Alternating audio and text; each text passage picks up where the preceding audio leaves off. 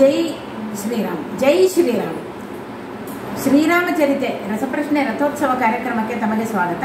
ತಮ್ಮ ಒಂದು ಪ್ರಶ್ನೆಯನ್ನು ನಾನು ಶ್ರೀರಾಮಚರಿತೆಯಲ್ಲಿ ಕೇಳ್ತೀನಿ.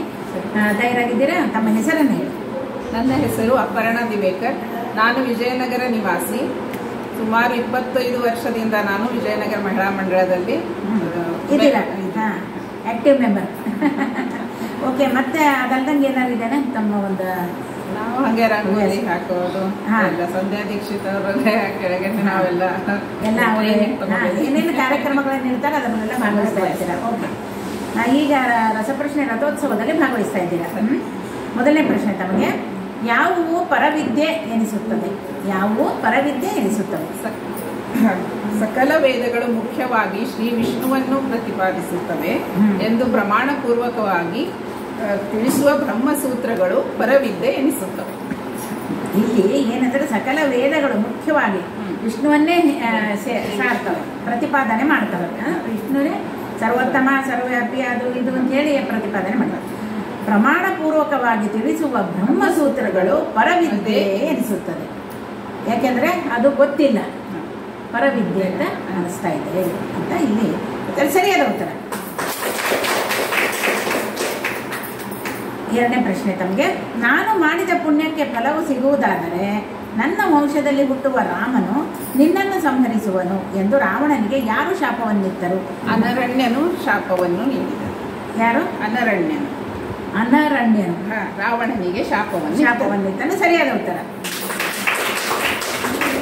ಅಂದ್ರೆ ಅವರು ಹೇಳ್ತಾನೆ ಇಲ್ಲಿ, ಯಾರು ಹೇಳ್ತಾರೆ ಹೇಳ್ರಿ ಇದನ್ನ?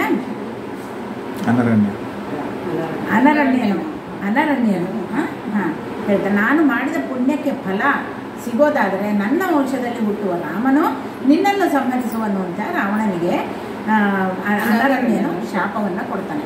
ಯಾಕಂದ್ರೆ ಅಷ್ಟು ಸಾಕಾಗೋಗಿರುತ್ತೆ ರಾವಣನ ಇದು ದರ್ಬಾರ್ ಹೇಳ್ತಾರಲ್ಲ, ಅಪ್ಪ ರಾವಣನ ದರ್ಬಾರ್ ಆಗೋಯ್ತು ಅಂತ. ರಾಮರಾಜ್ಯ ಬರೋದಕ್ಕಿಂತ ಮುಂಚೆ ರಾವಣನ ದರ್ಬಾರ್, ರಾವಣನ ಸಂಹಾರ ಮಾಡಿ ಆಮೇಲೆ ಏನಪ್ಪ ಅಂದ್ರೆ ರಾಮರಾಜ್ಯ ಆಗ್ತದೆ. ಅನಂತ ಕಾಲದವರೆಗೆ ರಾಮರಾಜ್ಯ ಇರ್ತದೆ. ಈ ಮುದ್ದು ಈ ಮೊಗವು ಈ ತನುವಿನ ಕಾಂತಿ, ಈ ಬಿಲ್ಲು ಈ ಬಾಣ ಈ ರೀತಿ ಭಾವ, ಈ ತಮ್ಮ ಈ ಸೀತೆ ಈ ಬಂಟರಿ ಭಾವ, ಆವ ದೇವರಿಗುಂಟು ಭೂಲೋಕದೊಳಗೆ, ಆವ ದೇವರಿಗುಂಟು